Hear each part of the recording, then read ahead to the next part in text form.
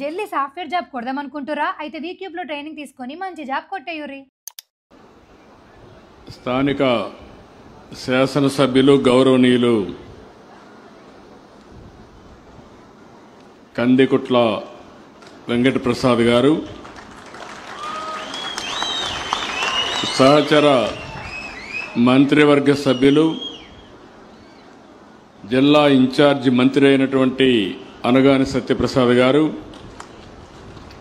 BC సంక్షేమ శాఖ మంత్రి శ్రీమతి సబిత గారు, స్థానిక పార్లమెంట్ సభ్యులు గౌరవనీయులు శ్రీ పార్సారథి గారు, ఈరోజు వేదిక పైన మార్గదర్శి మన్సూర్ గారు, బంగారు కుటుంబం మహేశ్వరి గారు, అదే మరి పెన్షన్దారులు కూడా వెంకటనారాయణ గారు, దేవర్ల చైతన్య గారు, వెంకట సుబ్బారెడ్డి గారు, నారాయణమ్మ గారు, జిల్లా కలెక్టర్ గారు, ఈరోజు నేను ఇక్కడికి వచ్చినప్పుడు అఖండ స్వాగతం పలికిన సోదరి సోదరమండలందరికీ మరొక్కసారి నా నమస్కారాలు, అభినందనలు, శుభాభినందనలు.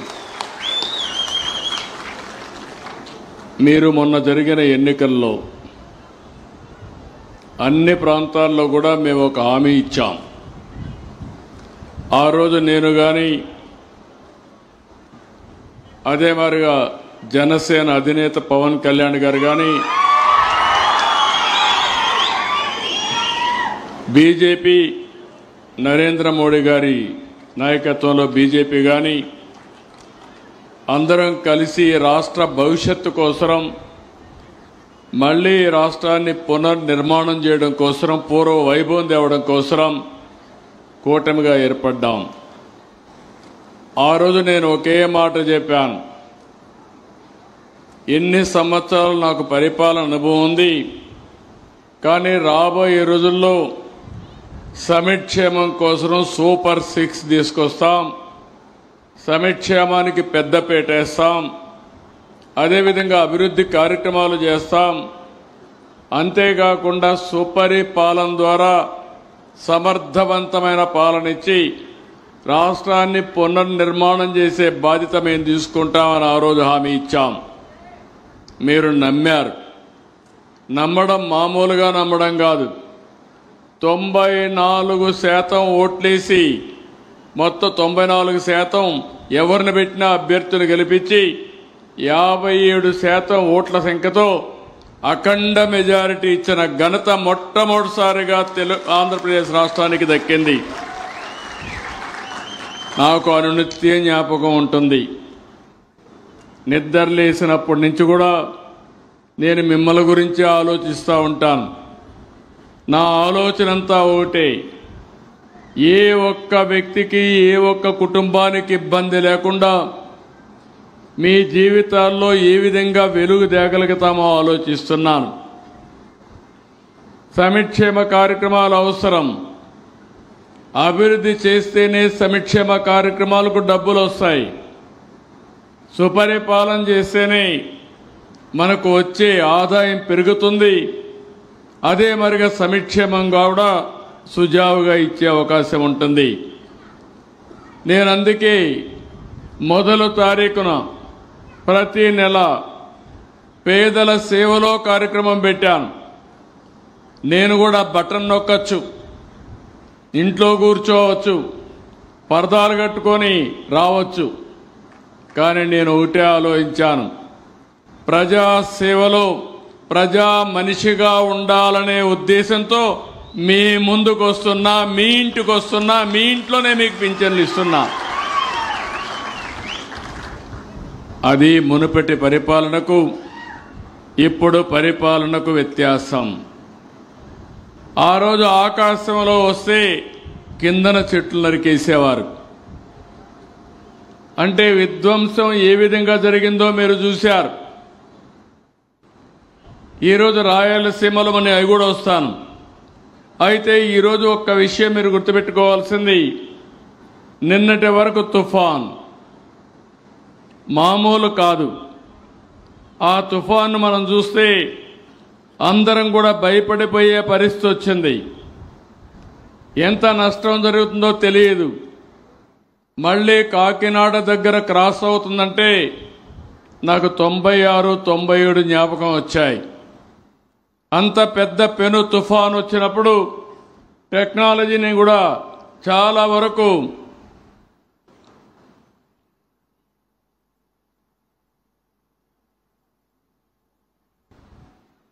వరకు మీరు చూస్తే నేను 17 నెలలుగా కొన్ని కార్యక్రమాలకు శ్రీకారం చుట్టాను. ఇంకా త్వరితగతిన పనులు చేయాలంటే ఏం చేయాలని ఆలోచించి టెక్నాలజీని గవర్నమెంట్ యంత్రాంగానికి అనుసంధానం చేశాను.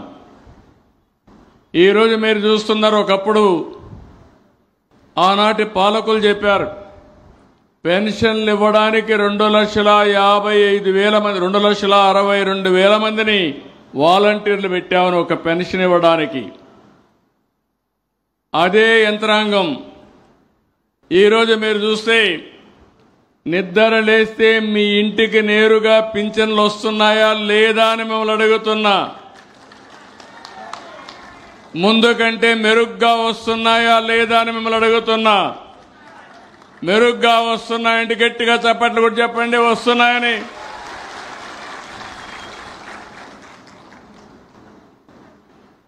ఎక్కడ పింఛన్ ఇచ్చారో మా కంప్యూటర్లో ఆటోమేటిక్గా వచ్చేస్తుంది. ఏ టైంలో ఏ వ్యక్తికి ఏ స్పాట్లో ఇచ్చారో నేరుగా వస్తుంది. దాంతో నేను తృప్తి పడలేదు. సాయంత్రం మళ్ళా మీకు ఒక IVRS మెసేజ్ పంపిస్తున్నా.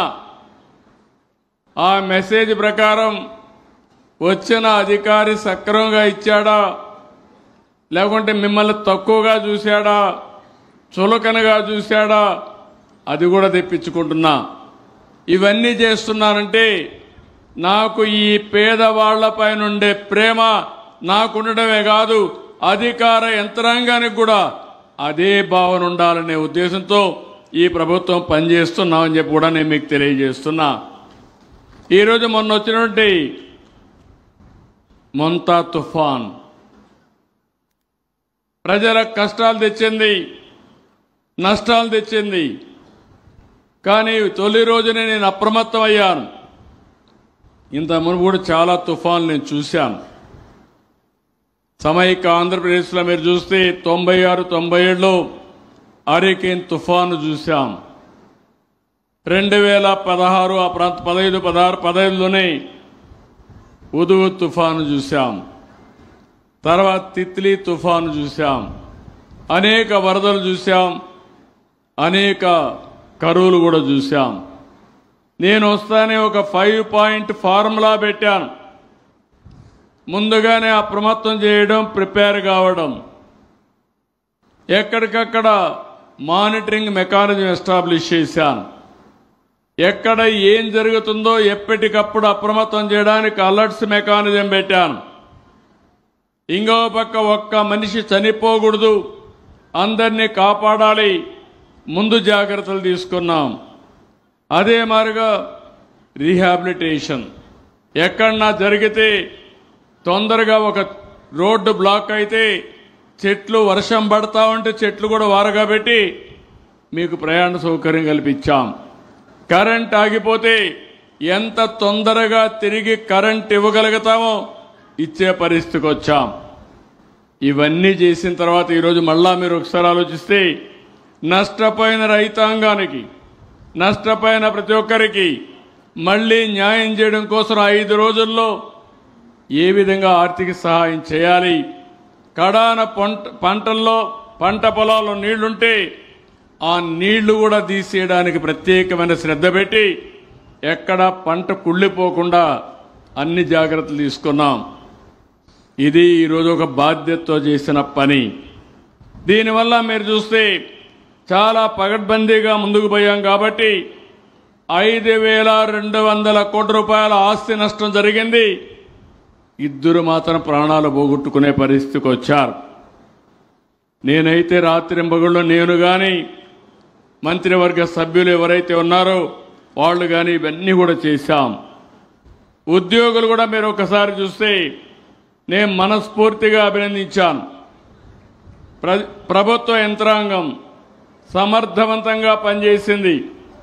చీఫ్ సెక్రటరీ దగ్గర నుంచి గ్రామ స్థాయిలో ఉండే సచివాలయ సిబ్బంది వరకు సమర్థవంతంగా పనిచేయించిన ఘనత ఈ ఎన్డీఏ ప్రభుత్వానిదని మరొకసారి మీకు విజ్ఞప్తి చేస్తున్నా.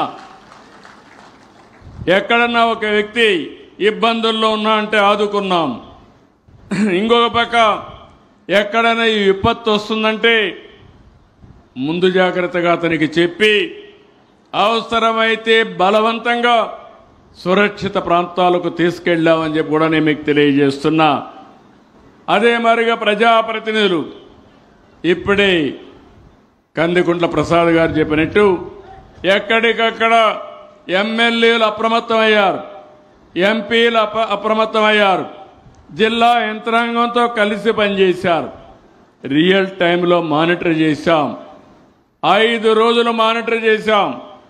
ఈ 5 రోజుల వల్ల ఎక్కడా ఎలాంటి ఇబ్బంది లేకుండా దీని మీద గట్టెక్కగలిగామని చెప్పి నేను మీకు తెలియజేస్తున్నా. నేను ఆ రోజు ఒకసారి మీ అందరికీ చెప్పాను. ఇప్పుడు ఇక్కడ చూస్తే అందరి దగ్గర సెల్ ఫోన్లు ఉన్నాయా? సెల్ ఫోన్లు ఉన్నాయని వాళ్ళు చేలిపైకెత్తండి, చూపించండి మీ సెల్ ఫోన్లు.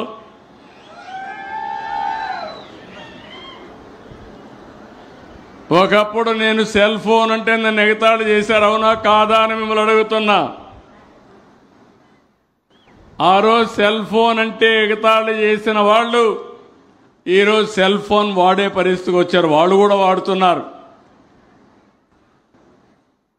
ఆ రోజే నేను చెప్పాను, 30 ఏళ్లకు మునుపు చెప్పాను, రాబోయేది ఐటీ విప్లవం.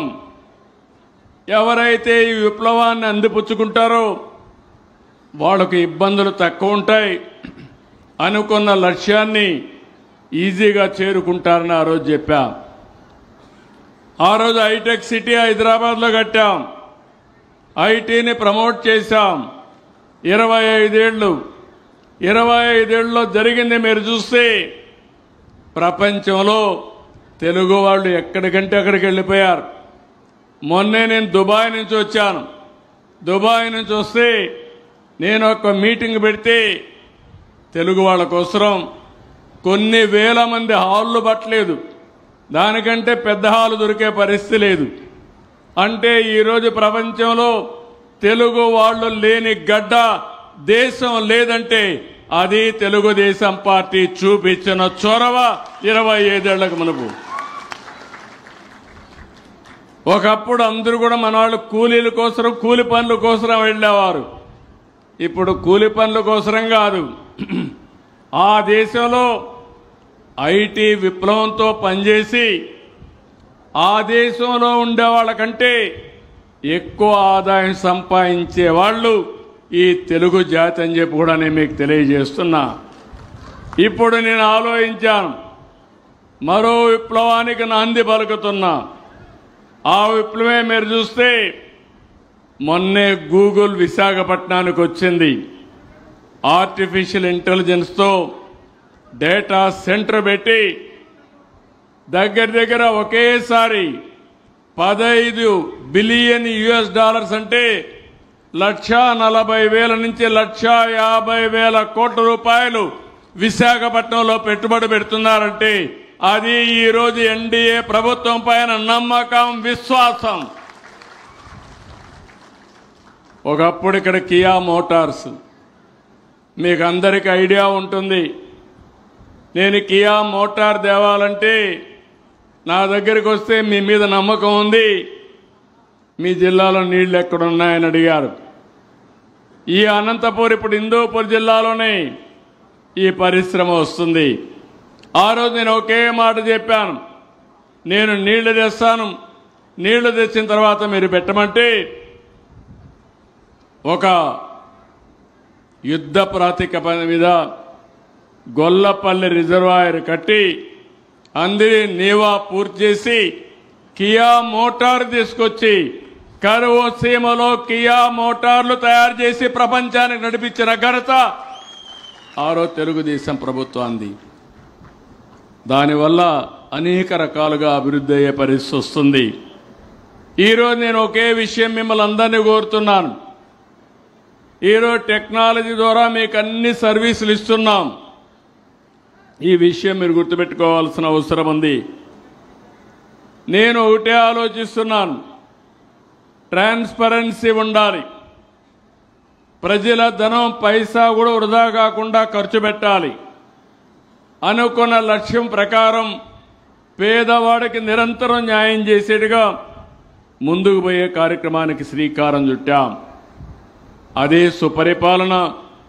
నేను ఆర్టీజీఎస్ ఒకటి పెట్టాం, రియల్ టైం గవర్నెన్స్. ఇది అక్కడ ఐటీ మినిస్టర్గా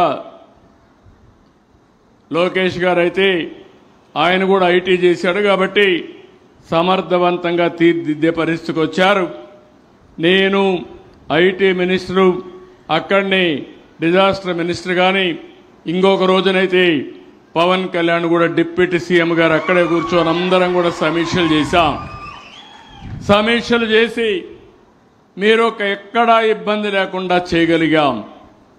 భవిష్యత్తులో కూడా నేను ఒకటే మీకు అందరికీ హామీ ఇస్తున్నా, సుపరిపాలన ద్వారా టెక్నాలజీ అనుసంధానం చేసుకుని సరైన సమయంలో సరైన నిర్ణయం చేసి మీ అందరికీ ఎప్పటికప్పుడు మెరుగైన పాలన, మెరుగైన సూచనలు ఇస్తామని చెప్పి కూడా నేను మీకు తెలియజేస్తున్నా.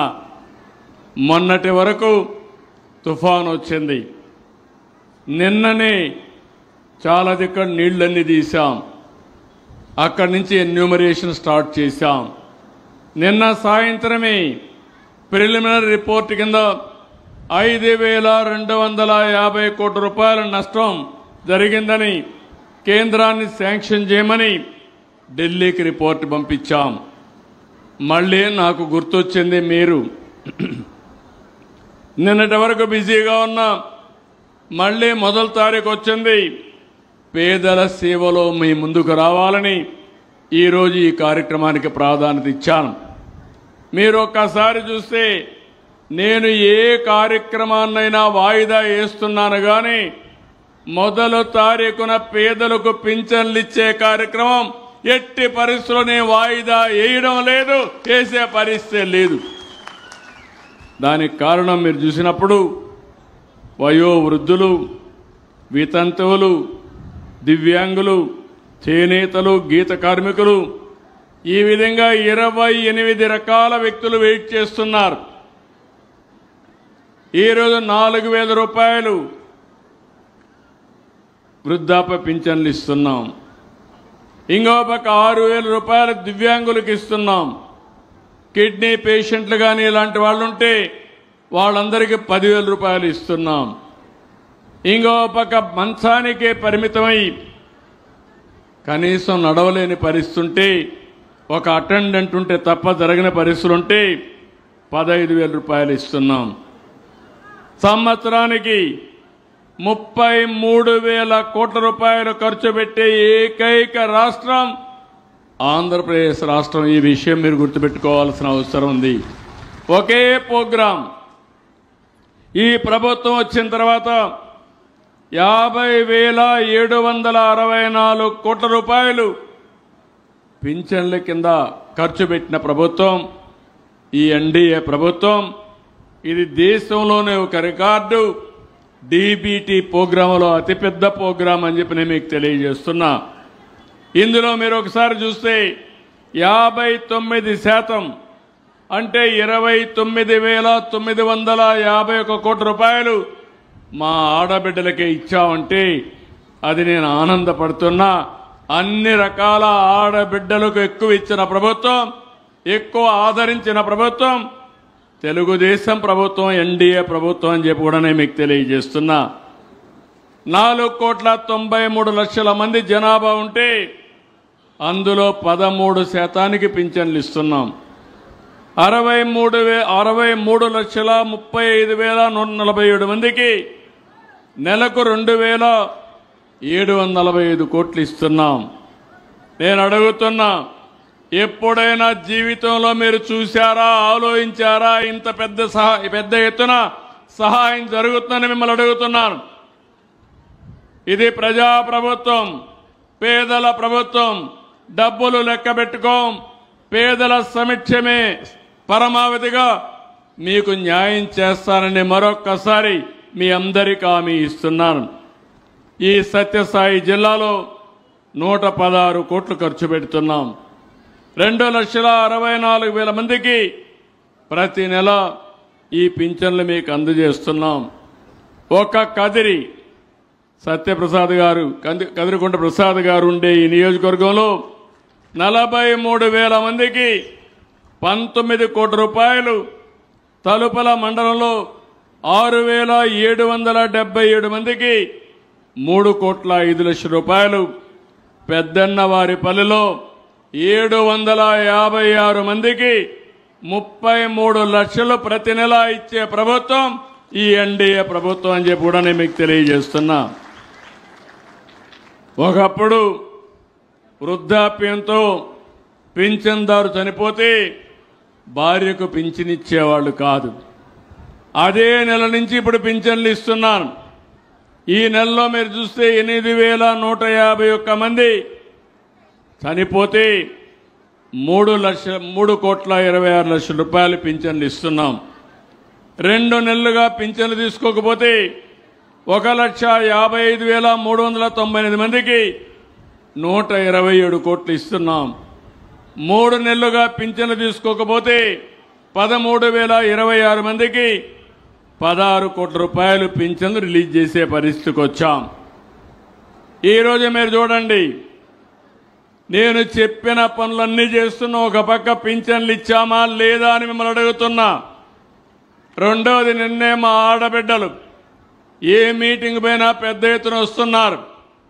నిన్నే ఏదైతే మీ అందరికీ స్త్రీ శక్తి కింద ఉచిత ప్రయాణ సౌకర్యం ఆర్టీసీలో ఇచ్చిన ఘనత ఈ తెలుగుదేశం ప్రభుత్వం అవునా కాదా అని మా ఆడబిడ్డలను అడుగుతున్నా. ఇప్పుడే నేను ఒక ఇంటికి వెళ్ళాను. ఆవిడతో మాట్లాడితే ఒక చిన్న టీ స్టాల్ పెట్టుకొని టీ అమ్ముకుంటూ 2 పిల్లలుంటే ఆడబిడ్డలుంటే పెళ్ళిళ్ళే వాళ్ళు వెళ్ళిపోయారు. అంత మునుపు పోవాలంటే డబ్బులు కావాలి కాబట్టి వెనకడుగేసేది. ఇప్పుడు ఏ ఇబ్బంది లేదు. నెలకొక్కసారి 2 కూతుర్లు ఎక్కడున్నారో అక్కడికి వెళ్ళి 1-2 రోజులు అక్కడ చూసుకొని తిరిగి వస్తా ఉందంటే అది తెలుగుదేశం పార్టీ ఎన్డీఏ ప్రభుత్వం ఈ పేదవాళ్ళకి ఇచ్చినటువంటి వరం. ఒకప్పుడు నేనే దీపం పెట్టాను, వంట గ్యాస్ ఇచ్చాను. ఈరోజు దీపం 2 కింద ప్రతి ఒక్కరికి 3 సిలిండర్లు ఉచితంగా ఇస్తున్నామని చెప్పి కూడా నేను మీకు తెలియజేస్తున్నా. అన్నదాత సుఖీభవ 20,000 రూపాయలు ఇస్తాన్నాం. 20,000 రూపాయలు ఇస్తానని కేంద్రం ఇచ్చే 6,000 కాకుండా 14,000 ఇస్తున్నాం. ఒకప్పుడు మీకు వచ్చేది 7,000 వస్తే దానికి 7,000 కలిపి డబల్ చేసి ఈరోజు అన్నదాత సుఖీభవ ఇచ్చాం. ఇంకో పక్క ఒకప్పుడు సాగునీటిపైన 1 రూపాయి ఖర్చు పెట్టేవాళ్ళు కాదు. ఈరోజు రాయలసీమ మీరందరూ ఒక్క విషయం గుర్తుపెట్టుకోవాల్సిన అవసరం ఉంది. నేను రాయలసీమలో చాలా సమస్యలు చూశాను. రాయలసీమ ఎవ్వరూ బాగు చేయలేరు, ఇది రాళ్లసీమగా మారిపోతుంది, కరువు సీమగా మారిపోతుందని ఆశలు వదిలిపెట్టిన పరిస్థితి.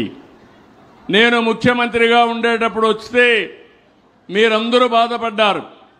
మేము వేరుశెనగ పంటేస్తున్నాం, 10 ఏళ్ళు వేస్తే 2 ఏళ్ళు కూడా రావడం లేదు, 8 ఏళ్ళు ఎండిపోతా ఉంది. కాబట్టి మీరు మాకు కనీసం పెట్టుబడి కోసం ఇన్పుట్ సబ్సిడీ ఇమ్మంటే ఇన్పుట్ సబ్సిడీ ప్రవేశపెట్టా.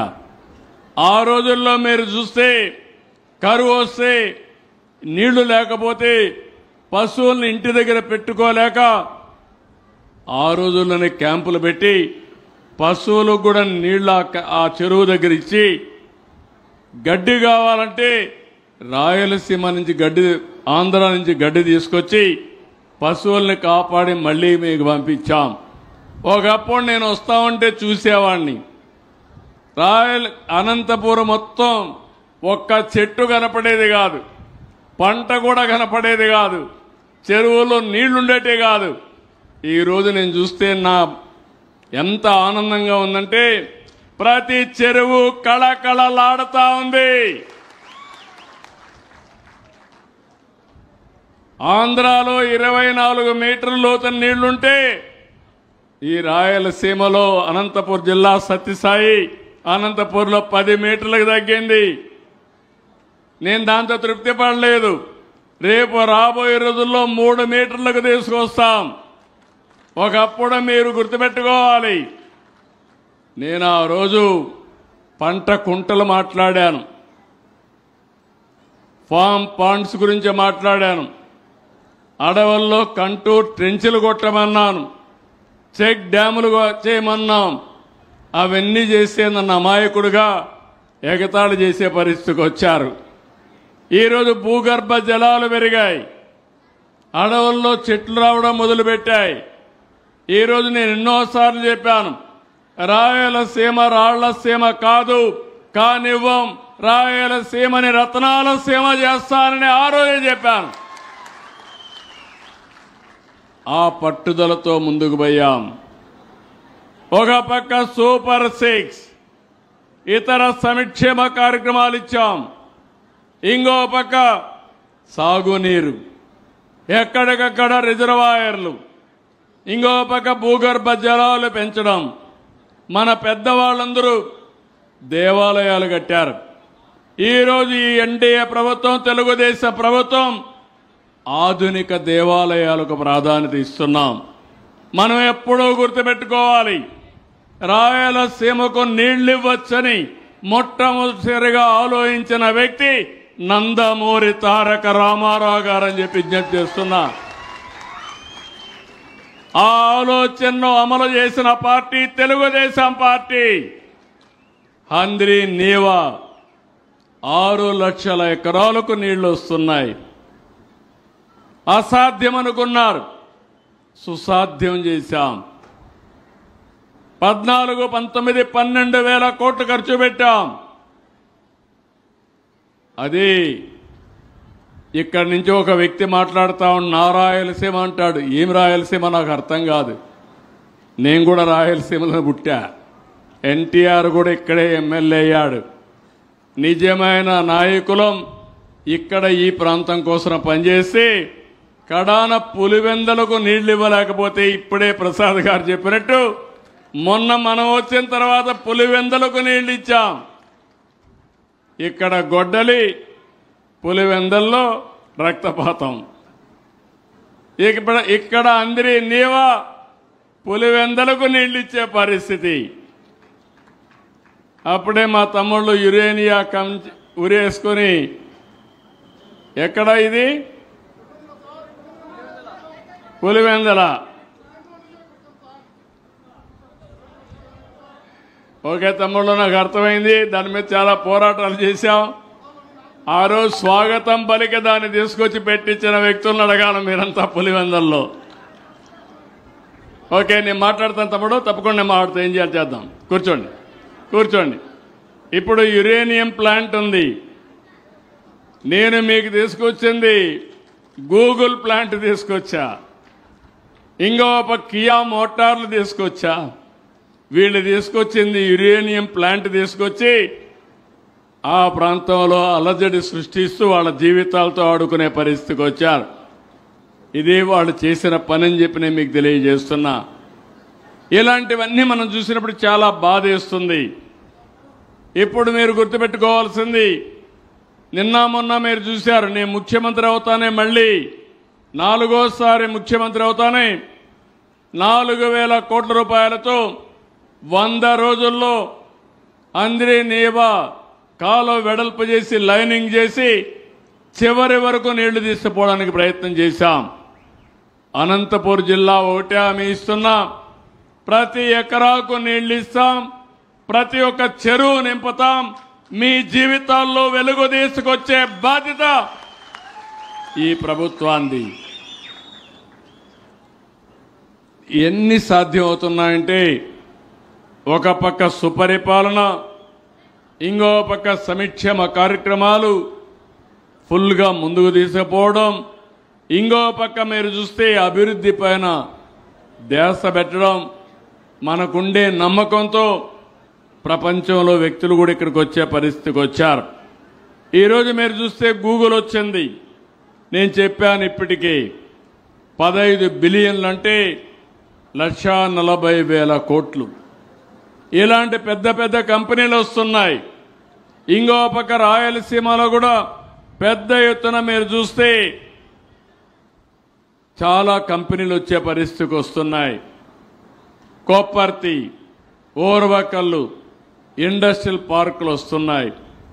నాకు ఏమాత్రం అనుమానం లేదు, సత్యసాయి జిల్లా రాబోయే రోజుల్లో అభివృద్ధిలో అగ్రస్థానంలో ఉంటుంది. దాంట్లో అనుమానమే లేదు. దానికి కారణం బెంగళూరు ఎయిర్పోర్టు మనకు ఒక వరం. మన రోడ్డు అయితే బ్రహ్మాండంగా ఒక అర్ధ గంటలో 45 నిమిషాల్లో హిందూపూర్ కాన్స్టిట్యున్సీకి వచ్చేస్తారు, మీ పార్లమెంటుకు వస్తారు, సత్యసాయి జిల్లాకు వస్తుంది. లేపాక్షి ఒక ఫార్స్గా చేసి గందరగోళం చేశారు. ఇప్పుడు మళ్ళీ అన్ని సమస్యలు పరిష్కారం చేసి హిందూపూర్ జిల్లా ఒక పారిశ్రామిక కేంద్రంగా తయారు చేసే బాధ్యత ఎన్డీఏ ప్రభుత్వం తీసుకుంటాం. ఎలక్ట్రానిక్స్ హబ్ కింద పెద్ద ఎత్తున పెట్టుబడులు తీసుకొస్తాం. ఏరోస్పేస్ కింద పెద్ద ఎత్తున పెట్టుబడులు వస్తాయి. ఇది కాకుండా ఇంకొక పక్కన ఎక్కడికక్కడ డిఫెన్స్ కారిడార్ కింద పెద్ద ఎత్తున ఇండస్ట్రీలు పెట్టించే పరిస్థితి తీసుకొస్తున్నాం. ఇంకో పక్క గ్రీన్ ఎనర్జీతో ముందుకు పోతున్నాం. సోలార్ విండ్ తీసుకొస్తాం. మీరందరూ కూడా దీన్ని సద్వినియోగం చేసుకోవాలి. నేను మొన్న కూడా చెప్పాను, ఎస్సీలకు ఎస్టీలకు 1 పైసా ఖర్చు లేకుండా 2 కిలోవాట్లు కానీ 3 కిలోవాట్లు కానీ మీరు పవర్ ఇంట్లో పెట్టుకుంటే, మీ రూఫ్ టాప్లో సోలార్ పెట్టుకుంటే అక్కడి నుంచి కరెంటు ఛార్జీలు కట్టే పరిస్థితి ఉండదు. ఒకవేళ మీకు మిగులు కరెంటు వస్తే గ్రిడ్కి ఇస్తే మీకు అదనంగా డబ్బులు ఇస్తాం. ఒకవేళ మీరు గ్రిడ్కి ఇచ్చిన తర్వాత మీకు అవసరమైతే మళ్ళీ ఎప్పుడు కావాలంటే అప్పుడు తీసుకునే విధానానికి శ్రీకారం చుడుతున్నాం. రైతులు ముందుకు రాగలిగితే మీ పొలంలో మీరు సోలార్ పంప్ సెట్ పెట్టుకుంటే మీరు కావాలంటే నీళ్లు తోడుకోవడానికి, మీ పంట పండించుకోవడానికి మిగిలిన కరెంటు ఉంటే గ్రిడ్కి ఇస్తే డబ్బులు వస్తుంది. మీ ఇంటికి కావాలంటే వాడుకోవచ్చు, మీ వాహనాలకు కావాలంటే ఛార్జ్ చేసుకోవచ్చు. కరెంటు ఛార్జీ కట్టే పరిస్థితే ఉండదు. కారుకు కానీ లేకుంటే మీ ట్రాక్టర్కి కానీ మీ 2 వీలర్కి కానీ ఛార్జ్ చేసుకుంటే దర్జాగా ఫ్రీగా తిరిగే పరిస్థితి వస్తుంది. ఇది కూడా మీరు ఆలోచించుకోవాల్సిన అవసరం ఉంది. అవకాశాలు ఇచ్చే బాధ్యత నాది, దాన్ని సద్వినియోగం చేసుకునే బాధ్యత మీదని మరొక్కసారి మీ అందరికీ తెలియజేస్తున్నా.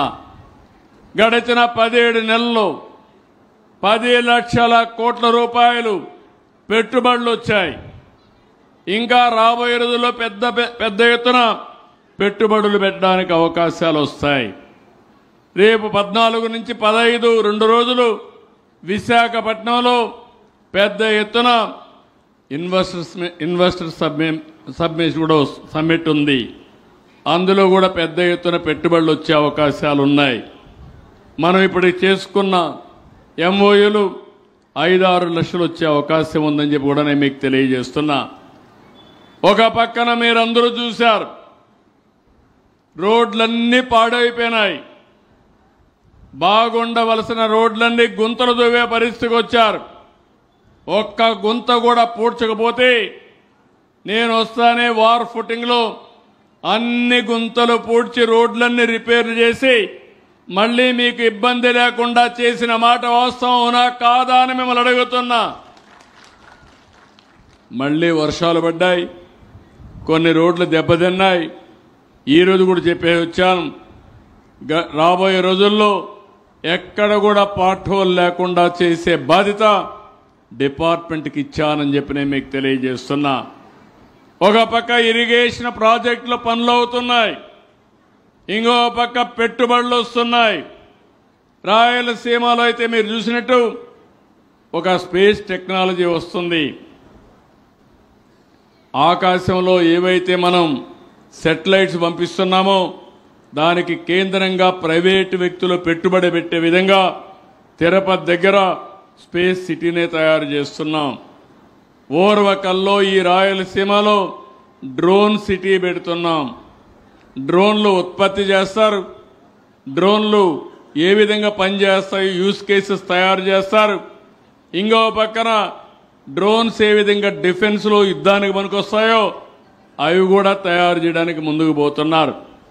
భవిష్యత్తులో మనుషుల కంటే డ్రోన్లు ఎఫెక్టివ్గా పనిచేస్తాయి. రోబోలు వస్తున్నాయి, డ్రోన్లు వస్తున్నాయి.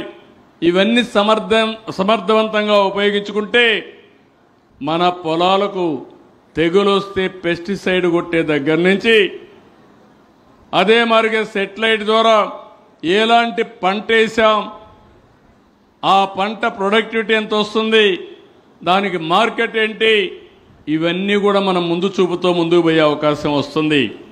నిన్న మీరు చూశారు, సెటిలైట్ ద్వారా మ్యాపులు తీసాం, ఎక్కడెక్కడ నీళ్లున్నాయో చూసాం, అధికార యంత్రాంగానికి నేరుగా సమాచారం పంపించాం.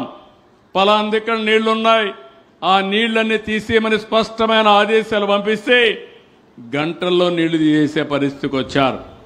ఇలాంటివన్నీ ఉపయోగించుకొని మనం ముందుకు పోతా ఉంటే రాష్ట్రం అభివృద్ధిలో, సంక్షేమంలో, సుపరిపాలనలో పరిగెత్తిస్తా ఉంటే కొత్తగా ఇక్కడ ఒక పార్టీ ఉంది, ఒక ఫేక్ పార్టీ. దాని పేరే ఫేక్ పార్టీ. వాళ్ళకి ఏమీ దొరకడం లేదు, వాళ్ళ జీవితమే ఫేక్ జీవితం.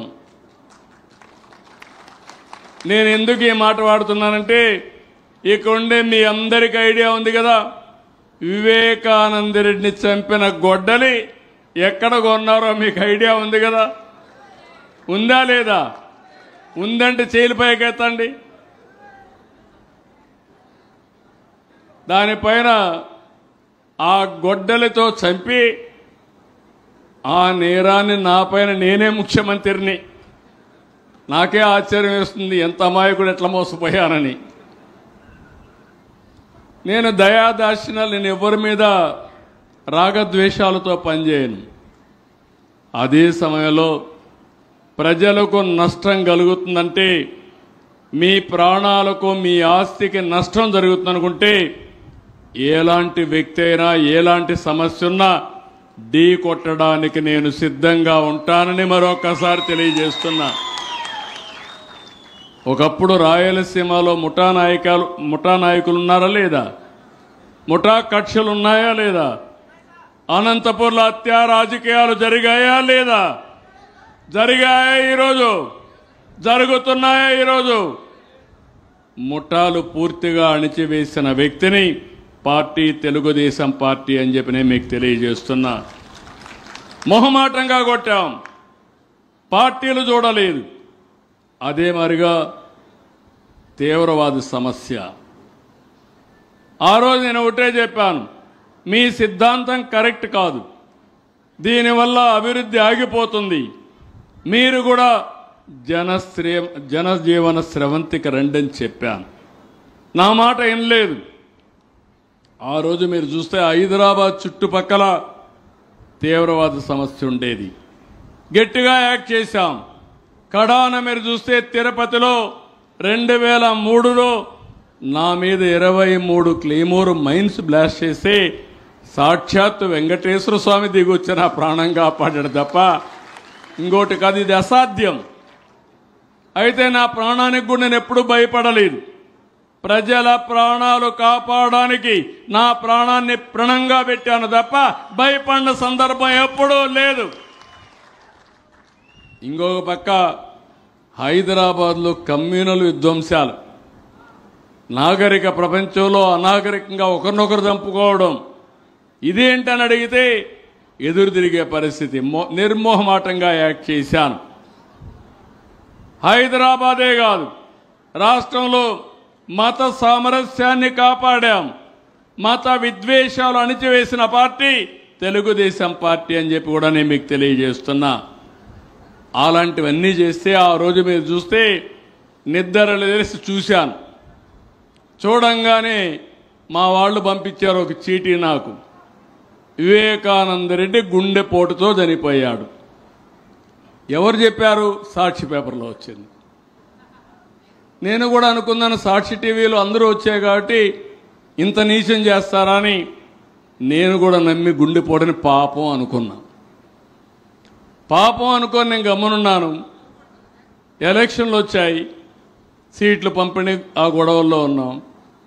అది అవుతానే మీరు ఒకసారి చూస్తే ఆయన కూతురు బయలుదేరి వస్తూ మా నాన్న చనిపోయాడు, ఏదో నాకు అనుమానం ఉంది, మీరు పోస్ట్ మార్టం చేయాలని అడిగితే పోస్ట్ మార్టం చేయమని ఆదేశాలు ఇచ్చాం. ఆటోమేటిక్గా చేయాలి. అయితే ఇక్కడ జరిగింది మీరు చూస్తే ఒక సిఐని దగ్గర పెట్టుకొని మనిషిని చంపిన తర్వాత రూమ్ అంతా క్లీన్ చేయించారు. నెత్తిన గొడ్డలతో విపరీతంగా కొడితే మెదడు కూడా బయట వచ్చి బ్రూటల్గా చంపారు. అలా చంపిన తర్వాత అవన్నీ కుట్లేశారు. కుట్లేసి శవపేటికి తీసుకొచ్చి శ్మశానానికి పంపించే పరిస్థితికి వచ్చారు.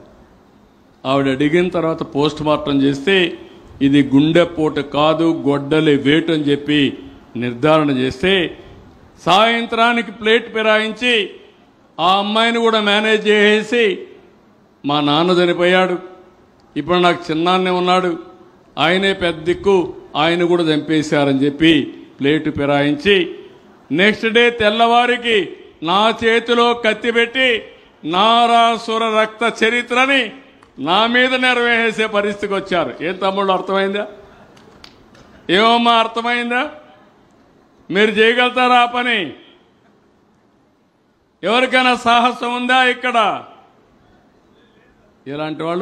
అలాంటి వాళ్ళు రాజకీయాల్లోకి రావడానికి అర్హత ఉందా అని నేను అడుగుతున్నా. వాళ్ళకు అర్హత లేకపోతే ఓటేసేవాళ్ళు మనల్నేమనుకోవాలని నేను అడుగుతున్నా. ఇప్పుడు అలాంటి పార్టీగా ఉండడానికి అర్హత ఉందా అని అడుగుతున్నా. నేను చాలా పార్టీలు చూశాను ఇంతవరకు. రేపు 28 వస్తే ఫస్ట్ టైం ఎమ్మెల్యే 50 ఏళ్ళు. ఇప్పటికే 30 ఏళ్ళు ముఖ్యమంత్రిగా ఉన్నా, ఇది అధికారంలో ఉన్నాం, పార్టీ పెట్టి మొట్ట నుంచి ఇప్పటికి 16 ఏళ్ళు సీఎంగా ఉన్నా, 15 ఏళ్ళు అపోజిషన్లో ఉన్నా. చాలామంది నాయకులను చూశా. కానీ నేరస్తులే రాజకీయ పార్టీ పెట్టి రాజకీయ అండతో యథేచ్ఛగా నేరాలు చేసే పరిస్థితికి వస్తే ఎక్కడికి పోతామని అడుగుతున్నా. దానికి మళ్ళా ఫేక్ ప్రచారం. ఇటీవల కాలంలో మీరు చూశారు, కర్నూలులో ఒక బస్సు యాక్సిడెంట్ అయింది. నేను ఆ రోజు దుబాయ్లో ఉన్నా. ఘోర ప్రమాదం, మామూలు ప్రమాదం కాదు అది. బస్సే తగలబడిపోయింది. ఎక్కడిది బస్సు అని ఆలోచిస్తే హైదరాబాద్ నుంచి నేరుగా బెంగళూరుకి వెళ్తుంది. మధ్యలో కర్నూలులో ఈ ప్రమాదం జరిగింది. ఒక అతను తాగి మోటార్ బైక్ నడపడం, వీళ్ళు కూడా ర్యాష్గా పోవడం, ఆ బస్సు పై గుద్దడం, అక్కడి నుంచి ఆ మోటార్ బైక్ కూడా కిందన పడడం, ఇవన్నీ మీరు చూశారు. అది అవుతాను ఎక్కడిది బస్సు అని చూస్తే ఆంధ్ర అతను ఒరిస్సాలో రిజిస్టర్ చేశాడు నేషనల్ పర్మిట్ కింద. అక్కడి నుంచి వాళ్ళు కావాలని ఆపరేషన్ బయటనే చేస్తున్నారు. కానీ ఇన్సిడెంట్ మన దగ్గర జరిగితే మనం అన్ని జాగ్రత్తలు తీసుకున్నాం. దానిపైన మన దగ్గర రిజిస్ట్రేషన్ చేశారని ఫేక్ న్యూస్ పెట్టారు. ఫేక్ న్యూస్ పెడితే కాదని వాస్తవాలు మనం చెప్పాం. ఆ తర్వాత అక్కడ తాగిన వాడు బెల్ట్ షాప్లో నుంచి తాగాడని దానికి ఒక ఇది పెట్టి ఈ బెల్ట్ షాప్ వల్ల జరిగిందంటే ఎప్పుడు అతను తాగాడు, ఏ షాప్లో తీసుకున్నాడు, టైంతో సహా వీడియో తీసి పెట్టాం. అంటే ఫేక్ ఫెలోస్ ఏమనాలి? ఎట్లా పట్టుకోవాలని అడుగుతున్నా. ఇది ఒక సంఘటన. అంటే ఒక ఫేక్ ఫెలో ఏదంటే అది పెడతా ఉంటే అది అవాస్తవం అని చెప్పి ప్రతిరోజు మనం చెప్పుకునే పరిస్థితి ఎక్కడికి పోతున్నాం అని అడుగుతున్నా. ఇది జరిగిన తర్వాత ఇంకొక పక్కన చూస్తే ఈరోజు ఆ వైఎస్ఆర్ కాంగ్రెస్ పార్టీకి ఒక పాంప్లెట్ ఉంది, తెల్లారితో వచ్చేస్తుంది. దానికి ఒక ఛానల్ కూడా ఉంది. కానీ బయట వస్తే మాత్రం చెప్తా ఉంటాను, నాకు ఛానలే లేదు, నాకు పేపరే లేదు, ఏమీ లేకుండా నేను పనిచేస్తున్నా అని చెప్తూ అది కూడా ఫేక్ ప్రచారం చేసే పరిస్థితికి వచ్చారు. మొన్ననే నేను అడుగుతున్నా, నేను ఎట్టి పరిస్థితుల్లో రేపో ఎల్లుండో కేంద్రానికి కూడా ఒక లెటర్ రాయబోతున్నాం. ఈరోజు నేషనల్ పర్మిట్స్ ఇస్తున్నాం. మనం ఏ రాష్ట్రంలో తక్కువ ట్యాక్సేషన్ కడితే అక్కడికి వీళ్ళు వెళ్ళిపోతున్నారు. ఎవరి సూపర్విజన్ లేకుండా మొత్తం దేశమంతా ఆపరేట్ చేసే పరిస్థితిలో వస్తున్నారు. బ్రేక్స్ కరెక్ట్గా ఉన్నాయా, డ్రైవర్ కరెక్ట్గా పనిచేస్తాడా, లేకుంటే తాకుండా ఉంటాడా, ఇవన్నీ చూడకుండా ప్రజల సేఫ్టీ గుర్తుపెట్టుకోకుండా ఈ పర్మిట్స్ ఇస్తున్నాం. దీన్ని ప్రక్షాళన చేయమని ఒక లెటర్ రాస్తున్నాను. యూనిఫామ్ ట్యాక్సేషన్ తీసుకొచ్చి నేషనల్ పర్మిట్స్ కూడా ఒక పద్ధతి ప్రకారం పెట్టి సూపర్విజన్ కూడా పద్ధతి ప్రకారం, లేకపోతే రాబోయే రోజుల్లో ప్రజల ప్రాణాలకు ప్రమాదం ఉంటుందని అలాంటి సూచన ఇస్తే నేను ఆనందపడతాను. కానీ శవ రాజకీయాలు చేస్తే మాత్రం కబద్దార్ జాగ్రత్తగా ఉండమని మరొకసారి ఈ ప్లాట్ఫామ్ నుంచి హెచ్చరిక చేస్తున్నా. ఇంకొక సంఘటన చెప్తున్నా. మొన్నే గుంటూరు జిల్లా వెంగళాయపాలెం అప్పుల బాధతో ఈ ఊరి శేషమ్మ ఆత్మహత్య చేసుకునింది. కాపు సామాజిక వర్గం. ఆమె ఆత్మహత్య చేసుకున్నప్పుడు ఒక వీడియో తీసింది. అందులో కల్లూరి శ్రీను వేధింపులతో ఆత్మహత్య చేసుకుంటున్నాను అనబోయి కర్లపూడి శ్రీను అని పొరపాటును చెప్పింది. కర్లపూడి శ్రీను కమ్మ, కల్లూరి శ్రీను వేరే కాస్ట్. అంటే ఇది వేసి కమ్మ కాపు మధ్య వైమస్యాలు తెచ్చి కుల విద్వేషాలు రగిల్చాలని ప్రయత్నం చేశారంటే ఈ ఫేక్ పీపుల్ని ఏమనాలి నాకైతే అర్థం కావడంలా. సాక్షాత్తు ఆమె భర్తే బయట వచ్చి ఇది తప్పుడు వార్తను ఆయన ఖండించే పరిస్థితి తీసుకొచ్చారు. అంటే మనం సైక్లోన్ హ్యాండిల్ చేయాలి, తుఫాన్ హ్యాండిల్ చేయాలి, మీ బాగోగులు చూయాలి. వీళ్ళు నిద్రలేసే వారంలో ఈ 2-3 మీరు చూశారు. ఇలాంటి 1-2 కాదు. సైక్లోన్ వస్తే ఆ సైక్లోన్ నా వల్ల వచ్చిందంట. అంటే ఒక పద్ధతి లేని రాజకీయాలు. ఏదంటే అది రాసేస్తారు. మనం బురద వేస్తే మనం బురద తుడుచుకోవాలి. ఎంత వాషింగ్ మెషిన్లో పెట్టి క్లీన్ చేసుకున్నా బురద కనపడస్తానే ఉంటుంది. అవునా కాదా తమ్ముళ్ళు? అంటే మనం బురద వేయించుకోవాలనా? అంటే ఏమనుకుంటున్నారు వీళ్ళు నాకైతే అర్థం కాల. అందుకే చెప్తున్నా, మీ కుట్రలు జాగవు. ఇది వివేకానంద రెడ్డి మర్డర్ అయిన తర్వాత ఏమరపాటు చేశాం. కోడికత్తి డ్రామా ఆడి ఆరో సానుభూతి సంపాదించావు. అదే మరి గులకరాయి డ్రామా ఆడావు. ఇంకా డ్రామాల కథ లేదు. సాక్ష్యాధారాలతో సహా టెక్నాలజీ పెట్టా, పదును పెట్టా. నువ్వు నేరం చేయాలంటే నేరస్తుడిని నేరుగా పట్టుకొని అక్కడనే ఫినిష్ చేస్తాం తప్ప వదిలిపెట్టే సమస్య లేదు. అడుగడుగున నిఘా నేత్రం ఉంటుంది, డ్రోన్ ఉంటుంది, సీసీటీవీ కెమెరాలు ఉంటాయి. ఎవడైనా నేరాలు చేసి అదే చివరి రోజు అవుతుంది తప్ప వదిలిపెట్టే సమస్య లేదు. ప్రజల సేఫ్టీ కంటే ముఖ్యమైనది ప్రభుత్వానికి ఏమీ లేదని చెప్పి కూడా నేను మీకు తెలియజేస్తున్నా. అందుకే నేను మిమ్మల్ని అందరినీ కోరుతున్నా, మీరు కూడా వాస్తవాలు ఆలోచించండి. ఎప్పటికప్పుడు ఇంకా కొంతమందిని చూస్తున్నాను, అమాయకులు ఉన్నారు కాబట్టి ఆ అమాయకుల్ని మోసం చేస్తూ కులం పేరుతో, మతం పేరుతో, ప్రాంతం పేరుతో ఇలాంటి చిల్లర రాజకీయాలు చేసే పరిస్థితికి వస్తున్నారు. అవన్నీ పోవలసిన అవసరం ఉందని చెప్పి కూడా నేను మీకు తెలియజేస్తున్నా. ఈరోజు ఈ సంవత్సరం నా దేశంతా దీని మీద ఉంటుంది. రిజర్వాయర్లు కట్టాలి, చెరువులకు నీళ్లు ఇవ్వాలి, శాశ్వతంగా కరువు నివారించాలి. కరువు నివారించి మీకు మెరుగైన జీవితాలు రావాలంటే ఆదాయం పెంచే పంటలకి శ్రీకారం చుట్టాలి. అలాంటి కార్యక్రమాలు చేసినప్పుడు నిన్న మొన్న నేను రివ్యూ చేసి ఆ రోజు పట్టెసీమ తీసుకొచ్చాం. పట్టెసీమ 12 నెలల్లో పూర్తి చేసి కృష్ణా డెల్టాకు నీళ్లు ఇచ్చి అక్కడ మిగిలిన నీళ్లు శ్రీశైలం ద్వారా 100-200 టీఎంసీ నీళ్లు రాయలసీమకు తీసుకొచ్చాం. అదో గేమ్ చేంజర్గా తయారైంది.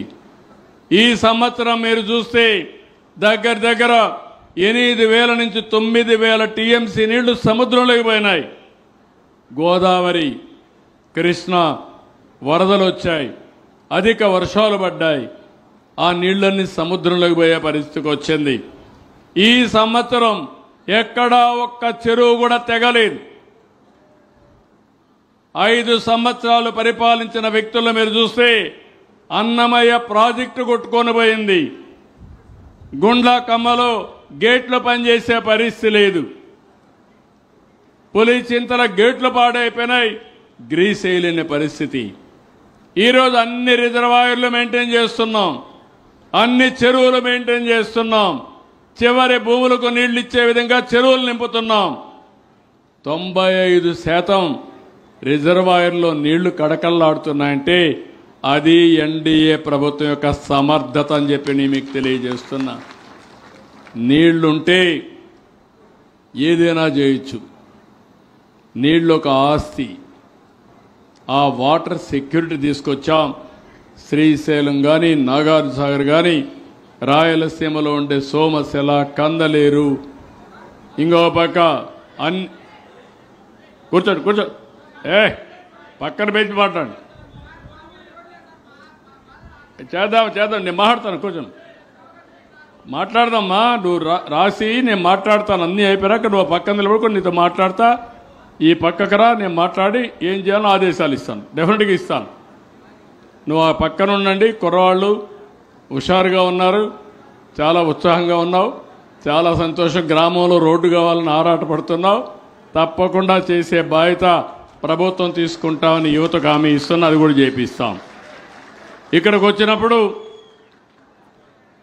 ఇక్కడ 10 ఏళ్ళు మళ్ళా తెలుగుదేశం పార్టీ గెలిపించుకునే పరిస్థితికి వచ్చాం.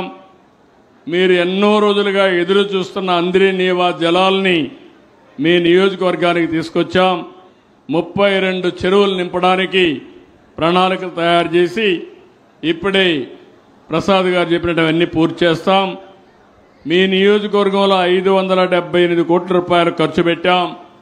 అంద్రి నీవాకి 255 కోట్లు మెయిన్ కెనాలకు ఖర్చు పెట్టడం, గోకుల్ షెడ్లు, ఏపీఐసిసి పనులు, ఎస్సీ ఎస్టీ కాలనీలకు విద్యుత్ సౌకర్యం, కదిరి మున్సిపాలిటీల పనులు, రోడ్లు, తాగునీరు ఇవన్నీ కూడా మనం కల్పించే పరిస్థితికి వచ్చాం. అయితే ఇక్కడికి వచ్చినప్పుడు ప్రసాద్ గారు చెప్పినట్టు, ఎమ్మెల్యే గారు చెప్పినట్టు ఇక్కడ కదిరిలో అడిషనల్ జిల్లా కోర్టు ఏర్పాటు చేయాలని చెప్పి కోరారు. తప్పకుండా ఏర్పాటు చేయడానికి అన్ని ప్రయత్నాలు చేస్తాం. ఇంకో పక్క 6 నుంచి 10వ తరగతి వరకు చిన్న పిల్లలు చదువుకోవడానికి మైనారిటీ రెసిడెన్షియల్ స్కూల్ కావాలన్నారు. 7 కోట్లు అవుతుంది. దీన్ని కూడా శాంక్షన్ చేస్తున్నామని చెప్పి నేను మీకు తెలియజేస్తున్నా. ఇంకో పక్క కదిరిలో మైనారిటీ పాలిటెక్నిక్ కాలేజ్ కావాలన్నారు. దీనికి కూడా ఒక 5 కోట్లు అవుతుంది. దీన్ని కూడా శాంక్షన్ చేస్తామని చెప్పి నేను మీకు తెలియజేస్తున్నా. అన్ని మండలాల్లో షాదీ ఖానాలు అడిగారు, అవి కూడా శాంక్షన్ చేస్తాం. కదిరి లక్ష్మీ నరసింహ క్షేత్రంలో మాడ వీధుల అభివృద్ధి కోసం చేయాలని, దేవాలయాన్ని మరింత అభివృద్ధి చేసి దీన్ని ఒక దివ్యక్షేత్రంగా మార్చాలని చెప్పి కోరారు. ఇది కూడా చేస్తామని చెప్పి కూడా నేను మీకు తెలియజేస్తున్నా. ఇంకో పక్కన 2 డిగ్రీ కాలేజీలు అడిగారు. డిగ్రీ కాలేజీలు అన్నప్పుడు మనం కూడా ఒకసారి అనౌన్స్ చేయాలి. ఏదేమైనా బ్యాక్వర్డ్ ఏరియాలో కొంచెం చేయాల్సిన అవసరం ఉంది. తప్పకుండా దీనికి కూడా ప్రాధాన్యత ఇస్తామని చెప్పి తెలియజేసుకుంటూ, ఒకేసారి అన్ని చేయలేకపోయినా ఏ విధంగా చేయాలనో చేస్తాం. నిన్నే మీరు చూస్తే చిత్తూరు మేయర్ మర్డర్ కేసు 10 ఏళ్లకు మునుపు జరిగింది. 17/11/2015లో చిత్తూరు మేయర్ ఆఫీసులో ఉంటే కొంతమంది పోయి అతి దారుణంగా భర్త మేయర్ ఆయన భార్య ఉంటే ఇద్దరిని అక్కడికక్కడ చంపేశారు. 10 ఏళ్లయింది. నిన్న ఒక తీర్పు ఇచ్చారు 31 అక్టోబర్ 2025లో చిత్తూరులో కోర్టులో ఇచ్చారు. 5 మందికి మొత్తం ఎంక్వైరీ చేసి వాళ్ళందరినీ కూడా ఉరిశిక్ష చేసే పరిస్థితికి వచ్చారు. అంటే మనం గుర్తుపెట్టుకోవాల్సింది న్యాయం జరగడానికి లేట్ అవుతుంది, కానీ తప్పులు చేసిన వాళ్ళు తప్పించుకోరని చెప్పడానికి ఇలాంటి జడ్జిమెంట్స్ రావాల్సిన అవసరం ఉంది.